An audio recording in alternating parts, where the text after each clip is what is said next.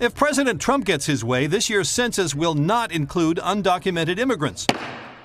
And because it determines how many seats in the U.S. House each state gets, that could mean a loss of clout for New York, Florida, Texas, and California. What he's attempting to do is basically transfer power from those states that have significant number of immigrants to those that do not. The states say the president's plan would violate the Constitution's command that the census must count the whole number of persons.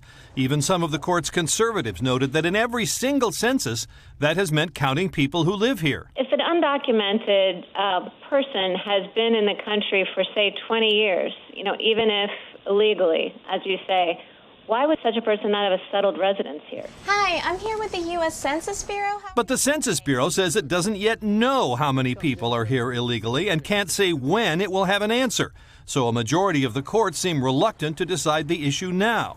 All these questions would be resolved if we wait until the apportionment takes place. So why aren't we better advised to do that? If it turns out the modified census would affect seats in Congress, the states could come right back here, and the court would probably throw it out. Hey, NBC News fans, thanks for checking out our YouTube channel. Subscribe by clicking on that button down here, and click on any of the videos over here to watch the latest interviews, show highlights, and digital exclusives.